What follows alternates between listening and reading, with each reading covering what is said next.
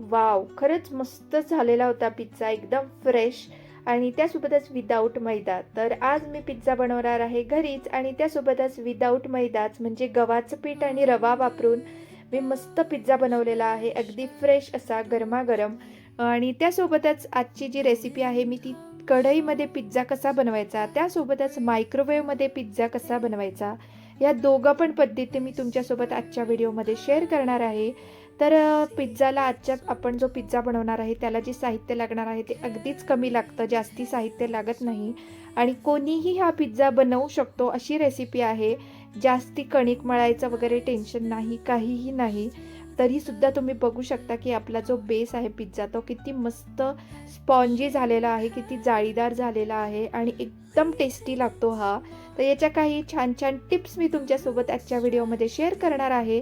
त्यासोबतच याचे जे साहित्य आहे ते डिस्क्रिप्शन बॉक्समध्ये मी दिलेलं आहे, त्यामुळे तुम्ही तेही बघू शकता आणि कृती मी पूर्ण या व्हिडिओमध्ये सांगितलेली आहे. तर हॅलो नमस्कार मंडळी. तर आज काय स्पेशल बनवायचं, तर आज मस्त बनवूया पिझ्झा. चला आपण रेसिपी स्टार्ट करूया. सगळ्यात पहिल्यांदा मी इथे कोमट पाणी घेतलेलं आहे 240 ml आणि थोडंसं कोमट घ्यायचं आपल्याला. त्यानंतर याच्यात घालायचे आहे 2 छोटे चमचे साखर आणि हे आहे ॲक्टिव्ह ड्राय ईस्ट. तर हे तुम्हाला कोणत्याही किराणा दुकानात किंवा सुपर मार्केटमध्ये मिळून जाणार. तर ते मी 3 टीस्पून घातलेले आहे आणि हे झाकून आपल्याला प्रूफ होण्यासाठी ठेवायचं आहे. त्यानंतर एक मिक्सरचं भांडं घ्यायचं, त्याच्यात आपल्याला रवा घालायचा अर्धा कप आणि ते छान ग्राइंड करून घ्यायचं. त्याच्यानंतर मी मस्त परातच घेणार आहे हे मळण्यासाठी. याच्यात घातलेला आहे मी अर्धा कप ग्राइंड केलेला रवा आणि 1.5 कप इतकं गव्हाचं पीठ. तर तुम्ही इथे 1 कप रवा 1 कप गव्हाचं पीठ पण घेऊ शकता, पण मी इथे 1.5 कप गव्हाचं पीठ आणि अर्धा कप रवा असं घेतलेलं आहे. त्यानंतर याच्यात आपल्याला थोडेसे मिक्स हर्ब घालायचे आहे. त्यानंतर चवीपुरतं थोडंसं मीठ, म्हणजे मी साधारणपणे अर्धा टीस्पून असं घातलं आणि त्यानंतर याच्यात आपल्याला घालायचं आहे मस्त फ्रेश असं 2 मोठे चमचे म्हणजे 2 टेबलस्पून दही. त्याच्यानंतर 1 टीस्पून तूप घातलं मी. आता ह्याच्यात जे आपलं ॲक्टिव्ह केलेलं जे ड्राय ईस्टचं मिक्सचर होतं ते आपल्याला घालायचं आहे. तर आपलं जे ईस्टचं मिक्सचर आहे ते असं फुलून यायला पाहिजे, तरच तुम्ही ते वापरा. नाहीतर ते खराब पण झालेलं असू शकतं ईस्ट. त्याची डेट वगैरे चेक करून घ्यायची. जर का ईस्ट असं फुललं 5 ते 10 मिनटात तरच तुम्ही ते यूज करा, अदरवाईज आपला बेस व्यवस्थित होत नाही. तर मस्त ते मी मिक्सचर याच्यात घातलं आणि छानपैकी हे 10 मिनटं मळून घेतलं. आपण जशी कणिक मळतो ना तसंच हे मळून घ्यायचं. जास्ती हे पातळ वगैरे असं अजिबात नसतं. तुम्ही बघू शकता व्हिडिओमध्ये अगदी इझिली मळलं जातं. 10 ते 12 मिनटं हे छान मी मळून घेतलं. त्यानंतर त्याच्यावर पुन्हा 1 छोटा चमचा म्हणजे 1 टीस्पून इतकं तूप घातलं. पुन्हा छान 5 मिनटं मळून घेतलं आणि छान स्मूथ झाल्यानंतर याचा एक मी छान गोळा बनवून घेतला. आता हा आपल्याला प्रूफ करण्यासाठी ठेवायचा आहे. तर एक मस्त मोठा असा बाउल घेतला. त्याला छान आपल्याला तूप लावून घ्यायचं, म्हणजे की आपण हा जो प्रूफ होतो मस्त मोठा असा फुलून येतो ही कणिक, तर ती चिटकत नाही. तर मस्त तूप लावून घेतलं आणि त्याच्यात हा गोळा ठेवला, वरून छान झाकण ठेवलं आणि हे आपल्याला उबदार ठिकाणी साधारणपणे 1 तास ठेवायचं आहे. 1 तासामध्ये हे छान फुलून येतं. तर थंडीचे दिवस आहे, मे बी तुम्हाला 1.5 तास पण लागू शकतो. तर चला ते प्रूफ होण्यासाठी ठेवलं आहे, तोपर्यंत आपण इथे जे वरचं टॉपिंग्स आहेत त्याची तयारी करून घेऊया. तर इथे मी पनीर पण वापरणार आहे आजच्या पिझ्झामध्ये, त्यामुळे पनीरमध्ये मी थोडे काही मसाले घातले. पण मीठ आपल्याला आत्ता घालायचं नाही, तसंच ते मॅरिनेट होत ठेवून दिलं. त्याच्यानंतर बाकी सगळ्या भाज्यांची तयारी करून घेतली. मोझरेला चीज घेतलं, त्याच्यानंतर पिझ्झा सीझनिंग घेतलं आणि सॉस घेतला. साधारणपणे 1 तासातच माझं जे डो होता तो मस्त प्रूफ झालेला आहे. तुम्ही बघू शकता किती जाळी जाळी ते दिसते आहे आणि साईजने डबल त्याच्यापेक्षा जास्त झालेलं आहे. तर मस्त मी याच्यातली एअर जी आहे ती काढून घेतली आणि ते एका परत परातीत घेतलं. पुन्हा छान मळून घेतलं साधारणपणे 2 मिनटं. तर आता मी इथे मीडियम साईजचे 2 पिझ्झा बनवते आहे. मीडियमपेक्षा थोडे मोठेच झाले होते आणि 2 त्याचे गोळे करून घेतले आणि छानपैकी ते स्मूथ करून घेतलं. त्याच्यानंतर याच्यावर मी आता तांदळाचं पीठ घेणार आहे. तुमच्याकडे जर का कॉर्नचं किंवा मक्याचं पीठ असेल तर तेही तुम्ही घेऊ शकता. नॉर्मली पिझ्झा आपण घ्यायला जातो तिथे मक्याचंच पीठ यूज करतात. एनिवेज आपल्याकडे तांदळाचं पीठ सगळ्यांकडेच असतं, तर त्याच्यामुळे ते मी यूज करते आहे. त्याच्यानंतर असा हाताने सुद्धा आपण प्रेस करून असा पिझ्झा बनवू शकतो, किंवा तुम्ही असं लाटूनही घेऊ शकता. फक्त कोणत्याही पद्धतीत पिझ्झा आपण स्प्रेड केल्यानंतर त्याचं जे वरचं त्याची जी काठाची साईड असते ती थोडीशी अशी जाड ठेवायची, जसं की मी तुम्हाला व्हिडिओमध्ये दाखवते आहे. लाटल्यानंतर असं आपण प्रेस करून जी काठ आहे ते थोडे असे जाड करून घ्यायचे. तर दोघं पण माझे जे पिझ्झाचे लाटून झालेले आहेत आणि एक प्रेस करून मी जसं दाखवलं तसं. तर आता आपण प्रीहीटची प्रोसेस करून घेऊया. तर सगळ्यात पहिल्यांदा कढई घेतलेली आहे मी. ही कढई मी बेकिंगसाठीच यूज करते. आणि हे मीठ मी घातलं आहे आणि त्याच्यानंतर स्टँड ठेवलेला आहे. मीडियम फ्लेमवरती आपल्याला प्रीहीट करायला ठेवायचं आहे. मायक्रोवेव्ह मी 180 डिग्रीवर 8 मिनिटासाठी प्रीहीट करायला ठेवलेला आहे. त्या दोघं पण गोष्टी प्रीहीट होत आहे तोपर्यंत आपण जे आहे पिझ्झा बनवून घेऊया. तर पिझ्झावरचं टॉपिंग लावून घेऊया. तर इथे मी स्टीलची प्लेट घेतलेली आहे कढईमध्ये ठेवण्यासाठी. आणि स्टीलच्या प्लेटवर मी एक बेकिंग पेपर टाकला आणि त्याच्यावर मी घातलेला आहे आपला पिझ्झाचा बेस घातल्यानंतर त्याला असं आपण जे फोर्क असतो आपला त्याच्याने असं होल करून घ्यायचे. त्याच्याने जो पिझ्झा आहे तो फुगत नाही.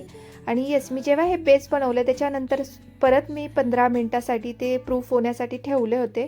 अर्थात लागूनच गेले, कारण की मी प्रीहीट करण्यासाठी कढई वगैरे काढत होती त्यामुळे. तर चला, हे पुन्हा 15 मिनटं छान प्रूफ झाल्यानंतर अजून फुलून आले.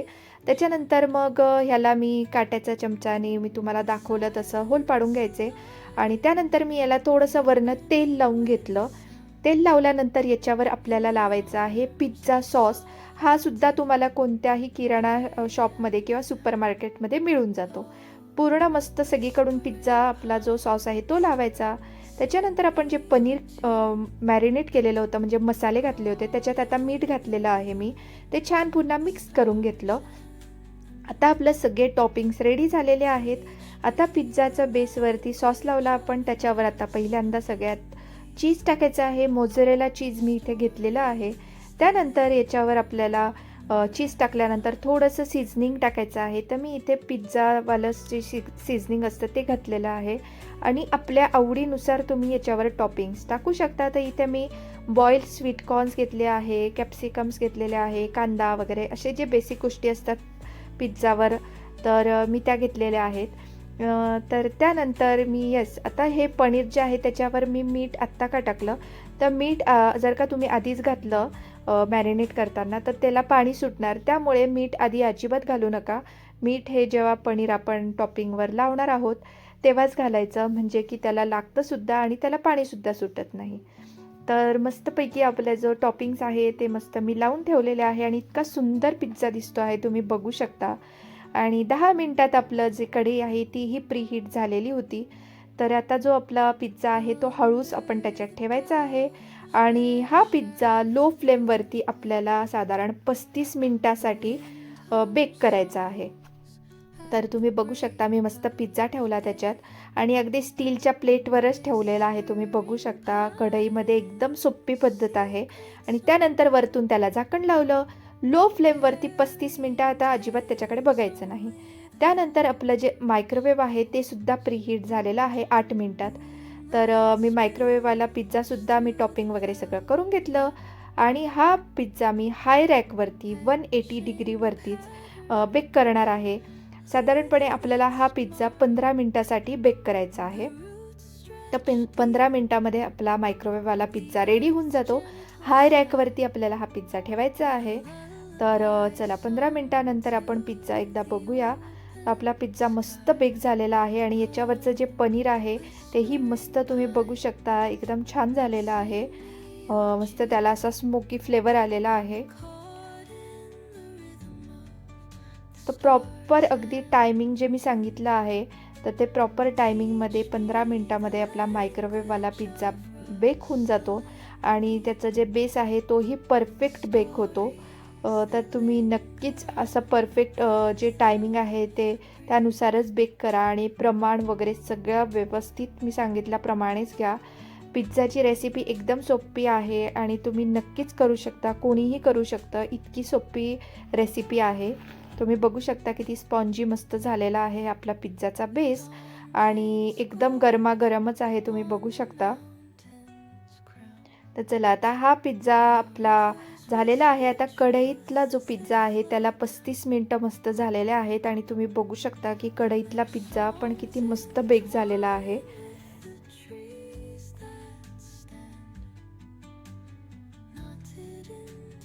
तर कढईतला पिझ्झा होता तोपर्यंत आम्ही हा मायक्रोवेव्हवाला पिझ्झा एन्जॉय केला. त्यानंतर आता कढईतला जो पिझ्झा आहे तो मी आता काढून घेणार आहे.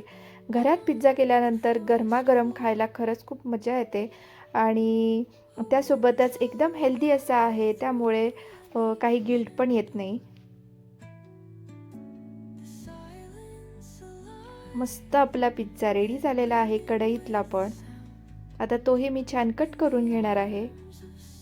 तर तुम्ही पण नक्कीच ही रेसिपी घरी नक्की ट्राय करा. परफेक्ट रेसिपी आहे, एकदम फुल प्रूफ आहे आणि त्यासोबतच तुम्हाला आजचा व्हिडिओ कसा वाटला मला नक्की कळवा आणि त्यासोबतच आपण भेटूया नेक्स्ट एका छानशा फ्रेश व्हिडिओमध्ये. तोपर्यंत आनंदी राहा, खुश राहा आणि माझे व्हिडिओ बघत राहा. भेटूया आपण नेक्स्ट व्हिडिओमध्ये. तोपर्यंत बाय. थँक्यू.